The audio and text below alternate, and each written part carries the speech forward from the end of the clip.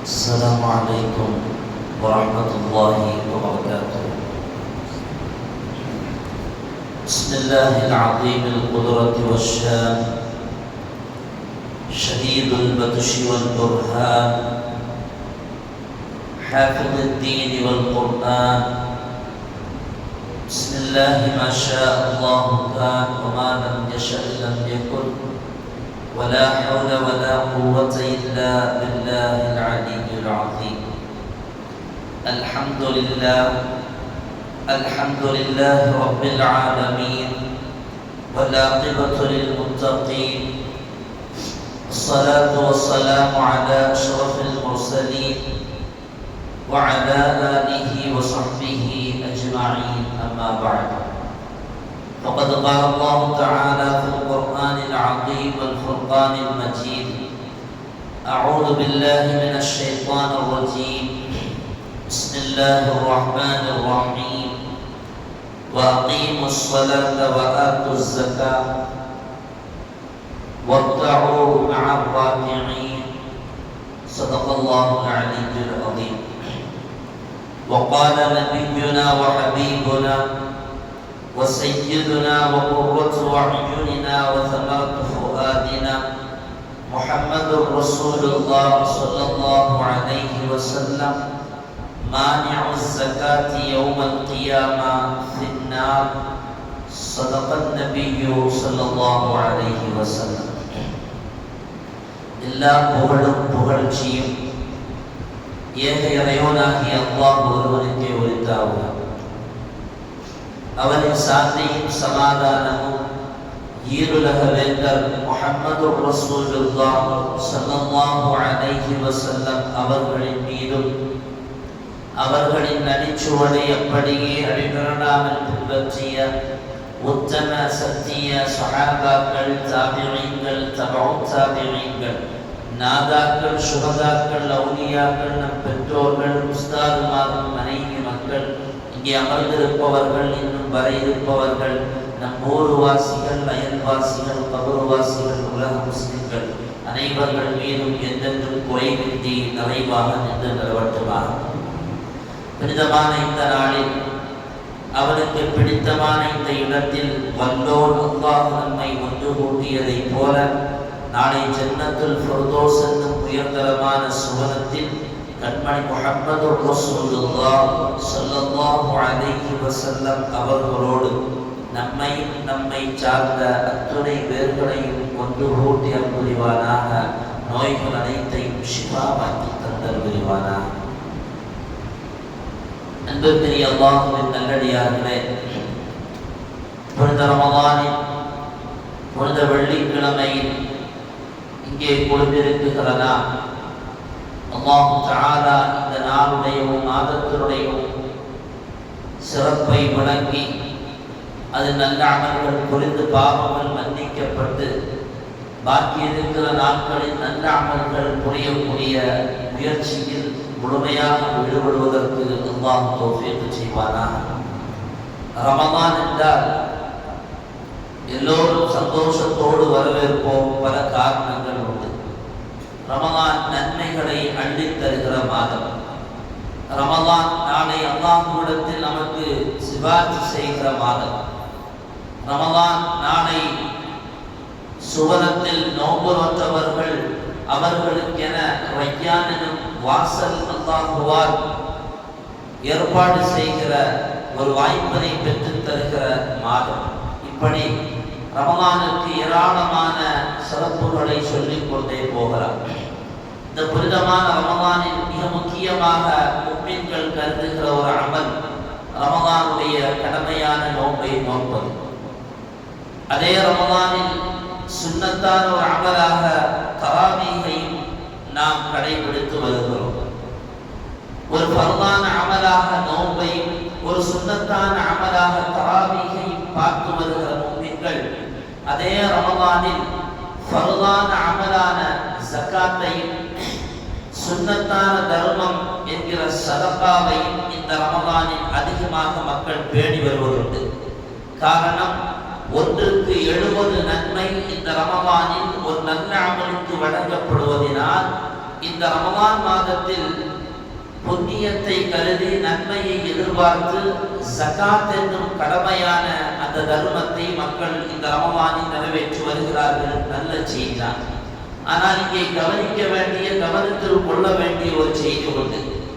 ரமலான் மாதத்தில் கடமையான நோன்பு நோற்பதும் சுன்னத்தான தராவீஹ் தொழுகையை நிறைவேற்றுவதும் இறைவனிடத்தில் நன்மையை தருகிற செய்தி என்பதை கடந்து இந்த இரு அமல்களையும் செய்வதற்கான மாதமும் இந்த ரமலான் மாதம் மட்டுமே. இதர மாதங்களில் தராவீஹ் தொழ முடியாது. இதர மாதங்களில் ரமலானுடைய நோன்பு என்று சொல்லி வேறு மாதங்களில் நாம் நோன்பு நோக்க முடியாது. இந்த இரண்டுமே இந்த மாதத்தில் அல்லாஹ் ஏற்படுத்திய அமல்.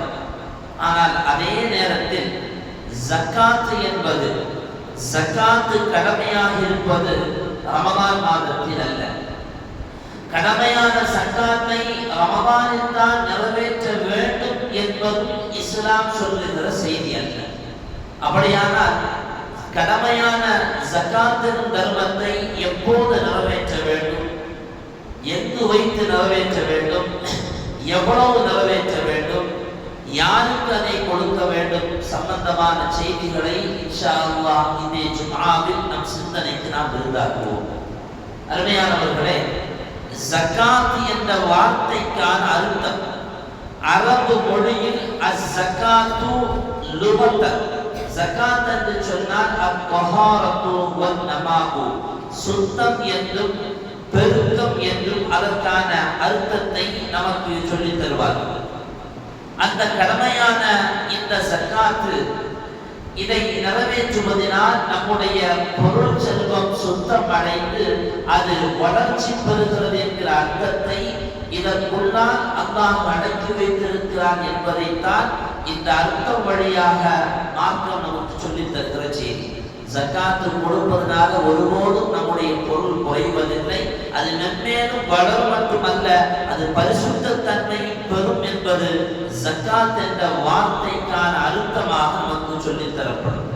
இந்த ஜக்காத் என்ற வார்த்தைக்கு பல அர்த்தங்கள் குர்ஆனில் சொல்லப்பட்டிருக்கிறது. அஸ்-ஸகாத்து அல்-பரக்கா, ஜகாத் என்றால் அபிவிருத்தி, அஸ்-ஸகாத்து அஸ்-ஸதகா, ஜகாத் என்று சொன்னால் தர்மம், அஸ்-ஸகாத்து அஸ்-ஸலாஹ், ஜகாத் என்று சொன்னால் நன்மை, அஸ்-ஸகாத்து அத்-தஹாரா, ஜகாத் என்று சொன்னால் தூய்மை, அஸ்-ஸகாத்து அன்-நமாஉ, ஜகாத் என்று சொன்னால் பெருக்கம் வளர்ச்சி, அஸ்-ஸகாத்து அல்-மதுஹு, ஜகாத் என்று சொன்னால் புகழ்ச்சி.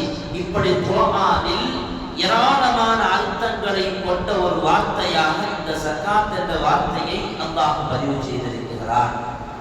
ஜகாத்தை நேற்றோ அதற்கு முக்கிய நாட்களிலோ அல்லது ஒரு 1500 ஆண்டுகளுக்கு முன்னால் எம்பெருமான் வாழுகிற காலத்தில் கடமையாக்கப்பட்டதல்ல. ஜகாத் என்பது பனூ இஸ்ரவேலர்களுக்கும் கடமையாக்கப்பட்டிருக்கிறது. பெருமானார் அவர்களுக்கு முன்னால் வந்த நபிமார்களுக்கும் ஜகாத் கடமையாக்கப்பட்டிருந்தது. அவர்களுடைய ஜகாத்து கொடுக்கிற முறையும் அதை அல்லாஹ் கபூல் செய்கிற விதமும் மார்க்கத்தில் பதிவு செய்யப்பட்டிருக்கிறது. குர்ஆனில் ஒரு இடத்தில் அல்லாஹ் சொல்லுவான், வஇன் நபியே நீங்கள் நினைவு கூறுங்கள், அஹத்னா மீசாக பனி இஸ்ராயீல், பனூ இஸ்ரவேலர்களோடு நாம் செய்து கொண்ட அந்த ஒப்பந்தத்தை நீங்கள் நினைவு கூறுங்கள். என்ன ஒப்பந்தம்? அல்லாஹ்வை வணங்க வேண்டும், பெற்றோர்களுக்கு உபகாரம் செய்ய வேண்டும், ஏழை எளிய மக்களுக்கு நீங்கள் கொடுத்து வாழ வேண்டும், வகூலு லின்னாஸி ஹுஸ்னா, மக்களோடு நல்லதையே பேச வேண்டும், வஅகீமுஸ் ஸலாத், தொழுகையை நிலைநாட்ட வேண்டும், வஆத்துஸ் ஸகாத், ஜக்காத்தை கொடுத்து வாழ வேண்டும். பனூ இஸ்ரவேலர்களுக்கு அல்லாஹ் சொன்ன செய்தியை நபிக்கு அல்லாஹ் ஞாபகப்படுத்துகிறார். பனூ இஸ்ரவேலர்களிலிருந்தே கடமையாக்கப்பட்டிருக்கிற ஜக்காத். ஆதம் நபியினுடைய இரு பிள்ளைகள் ஹாபீலும் காபீலும் தங்களுடைய விருப்பத்தை அல்லாஹ்விடத்தில் ஆதம் நபியிடத்தில் சொன்னபோது அல்லாஹ்வுடைய புறத்திலிருந்து அவருடைய விருப்பம் நிறைவேறுவதற்கு அல்லாஹ் கொடுக்க சொன்ன அந்த செய்தியெல்லாம் நமக்கு தெரியும். ஜக்காத் நேற்றைக்கு உருவானதல்ல, அல்லது ஆயுளில் ஒரு தடவை கொடுத்தால் போதுமான நன்மை தருகிற கடமையான அமலும் அல்ல. ஒவ்வொரு வருடமும் கொடுக்க வேண்டும். அதற்கான அளவு வந்து சேருகிற பொழுது, அதை எட்டுகிற பொழுது ஜக்காத்து ஒவ்வொரு வருடமும் அதற்கான ஜக்காத்திற்கான அந்த நம்முடைய பொருளுக்கான சக்காத்தை கண்டிப்பாக நிறைவேற்றி ஆக வேண்டும். அல்லாமா இப்னு அத்திய்யா ரஹ்மத்துல்லாஹி அலைஹி அவர்கள் வைதா ஹதனா மீசாக பனி இஸ்ராயீல் என்கிற ஆயத்தினுடைய விளக்க உரையில் தஃசீருல் குர்துபியில் ஒரு தகவலை எழுதுவார். வஸகாத்துஹு பனி இஸ்ராயீலுடைய சக்காத் எப்படி இருக்கு தெரியுமா? அவருடைய சக்காத்தினுடைய அந்த தொகை எட்டி விட்டதென்றால் அதை கொண்டு வந்து முன்னாலே வைப்பார். அப்படி வைக்கும் போது ஏற்றுக்கொள்ளப்படுகிற அந்த ஜகாத்தின் மீது வானிலிருந்து ஒரு நெருப்பு வந்து இறங்கி அதை கரித்து விட்டு செல்லும். இதுதான் அவருடைய ஜகாத்து ஒப்புக்கொள்ளப்படுவதற்கான அடையாளம். அதே நேரத்தில் ஒப்புக்கொள்ளப்படாமல் இருக்கக்கூடிய ஜகாத்திற்கான அடையாளம் அந்த ஜகாத்து பொருளை கொண்டு வந்து வைக்கிற பொழுது வலா தன்சிரு அலா மாலம் யுதகப்பரு, அதன் மீது நெருப்பு வந்து இறங்காமல் இருக்கும். முற்றிலும் பெருமானார் அவர்களுடைய உம்மத்திற்கு ஜகாத்து கடமையாக்கப்பட்டிருப்பது ஒப்புக்கொள்ளப்படுவதற்கும் நேர் மாற்றமான முறையை பனூ இஸ்ரவேலர்களுக்கு அல்லாஹ் கடமையாக்கியிருந்தார். ஒப்புக்கொள்ளுகிற அந்த வளமையையும் அல்லாஹ் அப்படி வைத்திருந்தார்.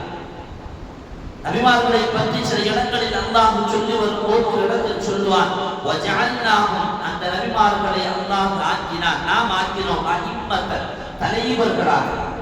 தலைவர்களாக ஆக்கியது மட்டுமல்ல, நன்மையை செய்வதற்கு அவர்களிடத்தில் நாம் வஹி அனுப்பினோம். தொழுகையை நிலைநாட்டுங்கள் என்றும் அவர்களுக்கு சொல்லியிருந்தோம். ஜகாத்தை கொடுங்கள் என்றும் அந்த நபிமார்களுக்கு நாம் சொல்லியிருந்தோம் என்பதை குர்ஆன் மிக தெளிவாக சொல்லுகிறது. ஒரு விஷயம் நமக்கு தெளிவு, ஜகாத் என்பது முன் சென்ற நபிமார்களுக்கும் முன்காலத்தில் வாழ்ந்த மக்களுக்கும் ஜகாத்து கடமையாக இருந்தது. உம்மத்தை முஹம்மதியாவிற்கு ஜகாத் எப்போது கடமையானது, எந்த வருடத்தில் கடமையானது, எங்கு வைத்து கடமையானது, அந்த கடமையான நாளில் எவ்வளவு விளக்கத்தை அல்லாஹ் கொடுத்திருந்தார் என்பதையும் இமாம்கள் கிதாபில் பதிவு செய்திருக்கிறார்கள். மிஷ்காத் கிதாபுடைய ஷரஹான மசாபிஹ் என்று சொல்லுவார்கள். அந்த கிதாபில் மிர்காத்துல் மஃபாத்திஹ் ஷரஹ் மிஷ்காத்துல் மசாபிஹ் என்கிற அந்த மிஷ்காத்துடைய கிதாப், நம்ம பள்ளிவாசல்னா அந்த அண்ணா உட்கார்ந்து பின்னால பார்த்தா தெரியும் மிஷ்காத்து, அதனுடைய ஷரஹ் விளக்க உரை தான் மசாபிஹ் மிர்காத்துல் மஃபாத்திஹ் என்கிற கிதாப். அதில் இமாம்கள் யோகோபித்து ஒரு கருத்தை பதிவு செய்கிறார்கள். ஜக்காத்து மக்கமா நகரத்தில் வைத்து அல்லாஹ் கடமையாக்கினார். அஸ்ஸகாத்து ஃபுரிதத் ஃபீ மக்கா, மக்காவில் வைத்து ஜக்காத் கடமையாக்கப்பட்டது. வபுக்கிரத்தில் மதீனா தஃசீர, எவ்வளவு ஜக்காத் கொடுக்க வேண்டும், எதில் ஜக்காத் கொடுக்க வேண்டும், யாருக்கு ஜக்காத் கொடுக்க வேண்டும், எப்படி கொடுக்க வேண்டும் என்கிற விளக்கான செய்தியை அல்லாஹ் விளக்கி ஆயத்தை இறக்கியது மதீனாவில் வைத்து. மட்டுமல்ல, ஹிஜ்ரி 2ஆம் ஆண்டு இந்த ஜக்காத் கடமையானது. பெருமானார் ஸல்லல்லாஹு அலைஹி வஸல்லம் அவருடைய ஹதீஸும் அதற்கு ஏற்ப அந்த ஜக்காத்துடைய விளக்கத்தை மக்களுக்கு எடுத்துச் சொன்னது. அருமையானவர்களே, ஜக்காத் நமக்கும் கடமை. எப்படி நோன்பு முன்சென்ற சமூகத்திற்கு கடமையோ அதே போல நமக்கும் நோன்பு கடமை. எப்படி முன்சென்ற சமூகத்திற்கு ஜக்காத் கடமையோ அதே போல நமக்கும் ஜக்காத் கடமை. ஜக்காத்தை இஸ்லாம் கண்டிப்போடு வலியுறுத்துகிறது. ஜக்காத்தை இஸ்லாம் ஒருபோதும் விட்டு வீழ்ச்சி செய்யவில்லை. அதில் எந்த விதமான இலகுதலையும் இஸ்லாம் வழங்கவில்லை. ஜக்காத்து கொடுப்பதற்கு தகுதியானவர்கள் கண்டிப்பாக ஜக்காத்து கொடுக்க வேண்டும். எங்கையெல்லாம் தொழுகையை வலியுறுத்தி அல்லாஹ் பேசுகிறானோ அங்கையெல்லாம் வாத்து ஜக்காத்தையும் கொடுங்கள் என்று ரப்பு பேசி வருகிறார். இந்த இரண்டுக்கும் இடையில் பிரித்து ரப்பு பேசுவதை குர்ஆனில் பார்க்க முடியாது. அவ்வளவு தெளிவாக குர்ஆனில் அல்லாஹ் ஜக்காத்தை கடமையாக்கி இருப்பதை, ஸலாத்து தொழுகையை கடமையாக்கி இருப்பதை போலவே கடமையாக்கி இருக்கிறார். பெருமானார் ஸல்லல்லாஹு அலைஹி வஸல்லம் அவர்கள் சொல்வார்கள், மன் அத்தா ஸகாத்த மாலிஹி ஃபகத் அத்தல் ஹக் அல்லதி அலைஹி, எவன் ஸகாத்தை நிறைவேற்றி விட்டானோ அவன் அவனுடைய உரிமையை நிறைவேற்றி விட்டான். வமன் ஸாத ஃபஹுவல் அஃவல், அதை விட அவன் அதிகமாக கொடுத்தால் அது அவனுக்கு சிறந்ததாக இருக்கும். கொடுக்காமல் இருப்பதற்கு மார்க்கம் திறந்ததில்லை. அதே நேரத்தில் மானிஉ ஸக்கா யௌமல் கியாமா, ஜகாத்தை கொடுக்காமல் இருப்பவன் ஃபின்னார், அவனுக்கான இருப்பிடத்தை அவன் நரகத்தில் ஆக்கிக் கொள்ளட்டும் என்பதையும் மிக தெளிவாகவே இஸ்லாம் சொல்லித் தருகிறது. ஜகாத்தை கொடுக்கணும் என்பது குர்ஆன் சொல்லி வலியுறுத்துகிற செய்தி. ஜகாத்தை கொடுக்காமல் இருந்தால் அவருக்கான இருப்பிடம் நரகம் என்பது நபிமொழி சொல்லித் தருகிற தகவல். பெருமானார் ஸல்லல்லாஹு அலைஹி வஸல்லம் அவர்கள் சொன்னார்கள், இன்னல்லாஹ் ஃபரத அலா அக்னியாஇல் முஸ்லிமீன ஃபீ அம்வாலிஹிம், முஸ்லிம்களில் செல்வந்தர்களுடைய செல்வத்தில் அல்லாஹ் ஜகாத்தை கடமையாக்கி இருக்கிறார். ஏழை எளியவர்களுக்கு அவர்கள் ஜகாத்தை கொடுக்க வேண்டும். ஒரு ஊரில் வலம் யஜ்ஹதில் ஃபுகரா, ஒரு ஊர்ல மக்கள் ஏழைகள் கஷ்டப்படுகிறார்கள். எப்படி தெரியுமா? ஆடை இல்லாமல், பசியா, பட்டினியா மக்கள் வாடி வலிந்து போகிறார்கள் என்று சொன்னால் அந்த ஊரில் இருக்கக்கூடிய செல்வந்தர்கள் தான் அதற்கு பொறுப்புதார்கள். அவர்கள் கஞ்சனாக இருக்கிறார்கள். ஒரு ஊர்ல ஏழை கஷ்டப்படுகிறான், திமிர்ல கஷ்டப்படுறான், வேலைக்கு போகாம இருக்கிறான், அது வேறு.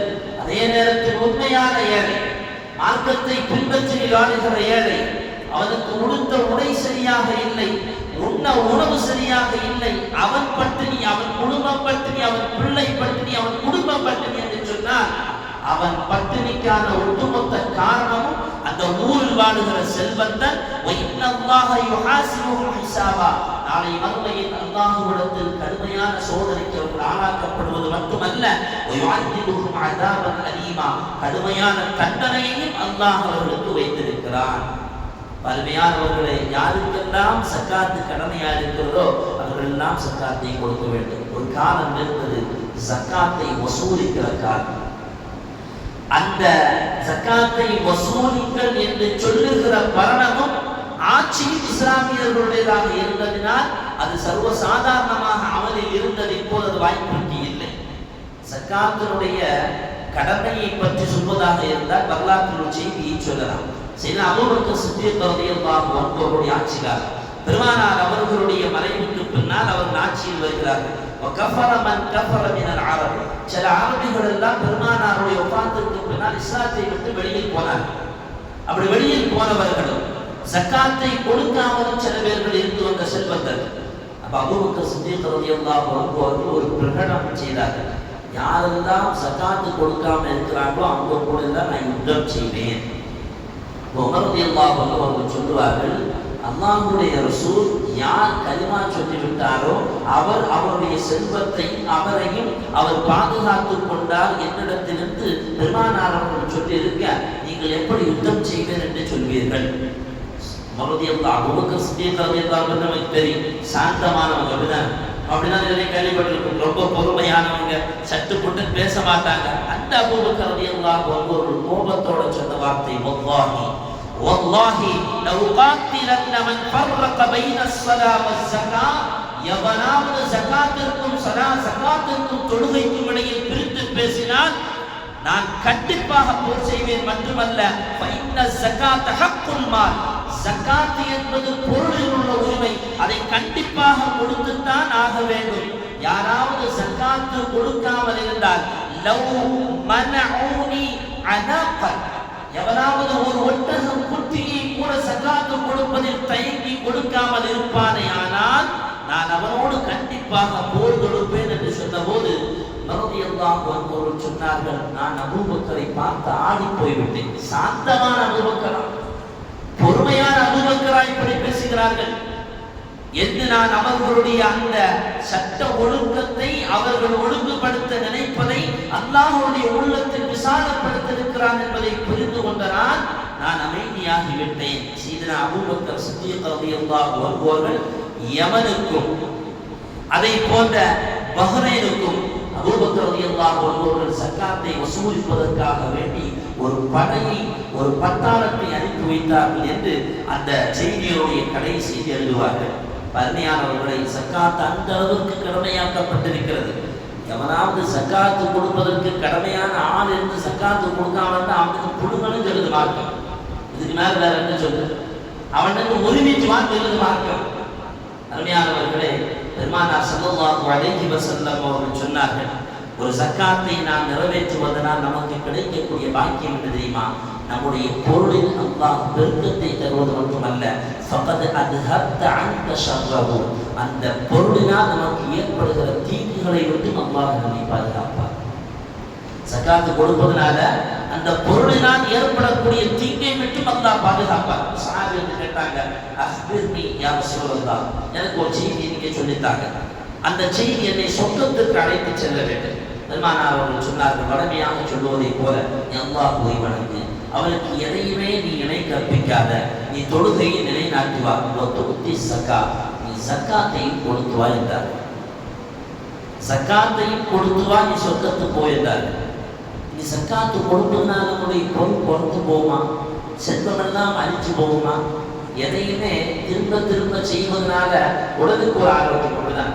வேலையே செய்யாம ஒரு பக்கம் முடங்கி உட்கார்ந்தா உள்ள பார்சல்னா ஜாம் ஆகி ஒரு வழியாகி, எதுவாக இருந்தாலும் அப்படித்தான். ஓட ஓடத்தான் ரத்த ஓட்டமும் அதனுடைய வீரியமும் கூடுவதை போல, இறக்க இறக்கத்தான் தண்ணீர் கிணற்றில் ஊற்றெடுத்து வருவதை போல, நாம் நம்முடைய பொருளிலிருந்து சக்காத்தை அடுத்தவர்களுக்கு கொடுக்கும் போது அல்லாஹ் கண்டிப்பாக பெருக்கத்தை தருவான். குர்ஆன் சொல்லுகிறது, சக்காத்தை கொடுங்கள். அப்படி சக்காத்தை கொடுப்பதினால் உங்களுக்கு அல்லாஹ் மென்மேலும் அதில் வளர்த்தை, மென்மேலும் அல்லாஹுடைய பெருக்கத்தை தான் அல்லாஹ் ஆக்கி வைப்பார். சரி, இப்ப இந்த சக்காத்துடைய சட்டத்துக்கு வருவோம். சக்காத்துடைய சிறப்புகள் எல்லாம் நமக்கு ஓரளவுக்கு தெரியும். யாருக்கு சக்காத்து கொடுக்கணும், எதுல இருந்து சக்காத்து கொடுக்கணும், எவ்வளவு கொடுக்கணும்? சக்காத்து கொடுப்பதற்கு 5 ஷரத்துகள், 5 நிபந்தனைகள். ஒன்று முஸ்லிமா இருக்கணும். இப்ப ரமேஷும் குமேஷும் தான் சக்காத்து கொடுக்க முடியாது. அப்போ 1 முஸ்லிமாக இருக்க, 2 சுதந்திரமானவனாக இருக்க வேண்டும், 3 ஜக்காத்து கட்டாயமாகும் அளவிற்கு அவரிடத்தில் பொருள் செல்வம் இருக்க வேண்டும், 4வது அந்த பொருள் மீது முழுமையான உரிமை இருக்கணும். பக்கத்து வீட்டுக்காரன் நேரத்தில் உட்கார்ந்துக்கிட்டு ஏன் சொத்து கொடுக்க முடியாது, இவனுடைய சொத்தாக இருக்க வேண்டும். 4 5வது அந்த பொருள் செல்வம் 1 வருடம் நிறைவு பெற்றதாக இருக்க வேண்டும். இது சக்காத்துடைய 5 கடமை, 5 நிபந்தனை. 1 முஸ்லிமாக இருக்க வேண்டும் கொடுப்பவர், 2 அந்த முஸ்லிம் சுதந்திரமானவராக இருக்க வேண்டும், அடிமையாக இருக்கக்கூடாது, 4 அந்த சக்காத்து கொடுப்பதற்கான அந்த பொருள் அளவு பெற்றிருக்க வேண்டும், 4வது முழுமையான உரிமை அவன் பெற்றிருக்க வேண்டும், 5வது அந்த சக்காத்துடைய பொருள் 1 வருஷம் பூர்த்தியாக இருக்க வேண்டும். சக்காத்து எந்தெந்த பொருட்கள்ல கடமை? சக்காத்து தங்கத்தில் கடமை, வெள்ளியில் கடமை, ஆட்டில் கடமை, மாட்டில் கடமை, ஒட்டகத்தில் கடமை, அதே போல பேரிச்சப்பழத்தில், திராட்சையில், சாதாரணமாக ஊரில் நாம் புழங்கி வரக்கூடிய உணவான கோதுமை, சோளம், நெல், இது போன்ற பொருட்கள், இப்படி 8 வகையான பொருட்களில் சக்காத்து கடமை. மட்டுமல்ல, வியாபார சரக்கிலும் சக்காத்து கடமை, வியாபார பொருட்களிலும் சக்காத்து கடமை. அது எப்படி வியாபார பொருட்கள சக்காத்து கடமைனா எப்படி? உதாரணமா அவருக்கு வியாபாரம் செய்ய துவங்கியிருக்காரு, 1 வருஷம் அவருடைய வியாபாரம் பூர்த்தியாகிட்டு, இப்ப அவருடைய கையில ஒரு செல்வம் இருக்கு, அவருடைய கையில இருக்கக்கூடிய வியாபார பொருட்கள், விற்றது போக வியாபார பொருள் இருக்கு. இப்ப விற்ற பொருளுடைய பணம் கையில இருக்கு. நல்லா கவனிக்கணும், வியாபார சரக்கு அவருடைய கையில இருக்குது, இது போக விற்ற வியாபார சரக்குடைய பணமும் கையில இருக்கு.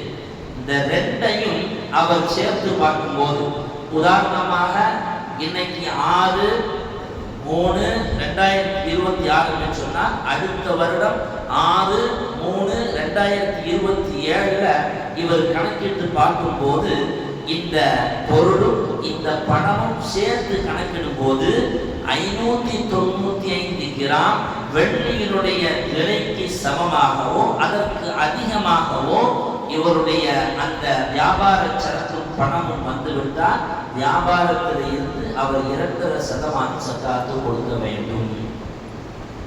595 கிராம் வெள்ளி சொல்லும் போது கிட்டத்தட்ட 1,69,575 முதல்ல 1,75,525 வரைக்கும் வருது. அவ்வளவு தொகை இருக்கும்.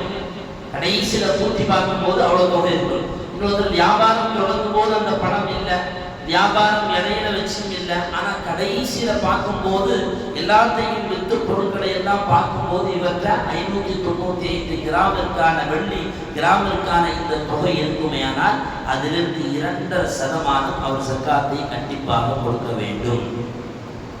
நிறைய விவரமா சொல்லல, விவரமா சொன்னா சும்மா எல்லா தலைவரும் தூக்கி வைக்க. முக்கியமான செய்தி, வியாபார சரக்குல சக்காத்து கடமை, அது மட்டும் புரிஞ்சு வைக்கணும். வியாபாரத்துடைய சரக்கையும் விற்ற பொருட்களுடைய சரக்கையும் சேர்த்து பார்க்கும்போது இந்த 595 கிராம் வெள்ளியினுடைய அந்த விலைக்கு வறுமையானால் சக்காத்து கடமை. இது சுருக்கம் ஒன்று. இனி ஒரு ஆள் வெளிநாட்டுல வியாபாரம் செய்கிறார். இந்த வெளிநாட்டுல வியாபாரம் செய்வதற்கு 595 கிராம் அந்த வெள்ளிக்கான தொகை ஒரு வருடத்தினுடைய இறுதியில கையில வந்துட்டு இவர் எங்க சக்காத்து கொடுக்கணும்? இங்க வீட்டுல அனுப்பி தன்னுடைய குடும்பங்களுக்கோ தெரிந்தவர்களுக்கோ கொடுக்க கூடாது. இந்த சக்காத்தை கண்டிப்பாக அவர் எங்கு வியாபாரம் செய்தாரோ அந்த இடத்தில் தான் கொடுக்க வேண்டும் என்பது மட்டுமல்ல, சக்காத்தை நிறைவேற்றுவது என்பது எப்போ சக்காத்து கடமையாச்சதோ அப்பவே சக்காத்தை கொடுத்தது. சக்காத்து கடமையாகி ரமதான் வரைக்கும் தள்ளி கொண்டு போவதற்கு மார்க்கம் ஹராம் என்று சொல்லித் தருகிறது. சக்காத்து கடமையான உடனேயே அந்த சக்காத்தை நிறைவேற்ற வேண்டும். அதை நன்மையை எதிர்பார்த்தவர்களாக ரமதான் வரையிலையும் தள்ளி கொண்டு போவதற்கு மார்க்கத்தில் அனுமதி இல்லை. அப்ப வியாபார சரக்கு சக்காத்து கடமை. இரண்டாவது, நிலத்தில் சக்காத்து கடமை. நிலம் என்று சொன்னால் ஒருத்தர் விற்பதற்காக விற்பனை நோக்கத்தோடு ஒரு இடத்தை வாங்கியிருக்கார். இந்த வாங்கின இந்த இடத்தில் அவர் விற்பனை நோக்கத்தோடு வாங்கியதினால் அது சக்காத்து கடமை. அதை விற்றாரு, விற்காம இருந்தால் அவர் 1 வருஷம் ஆகிட்டுதான் இந்த ரேட்ல வாங்கி அடுத்த ரேட்டுக்குள்ள அந்த இடம் அவற்றை இருக்குன்னு சொன்னா அதுல இருந்து அவர் சக்காத்து கொடுக்க வேண்டும். இனி வாடகை கொடுத்து சம்பாதிப்பதற்காக ஒரு இடத்தை வாங்கினார். அந்த வாடகையை கொடுப்பதற்காக வேண்டி வாங்கின அந்த இடத்திலையும் சக்காத்து கடமை. இனி வாடகைக்கு அந்த இடத்தை கொடுக்கல, யாருக்கு வாடகை கொடுக்கிற ஒரு ஆட்டுக்கு வாடகை கொடுப்பதற்காக வியாபார நோக்கத்தோடு வாங்கினாரு. யாருக்கும் வியாபாரத்துக்கோ வாடகைக்கு கொடுக்கிற இவற்றை தான் இருக்கு அப்படின்னு சொன்னாலும் அதிலும் சக்காத்து கடமை. அவர் சக்காத்து கொடுக்க வேண்டும். அப்ப நிலத்திலும் சக்காத்து உண்டு.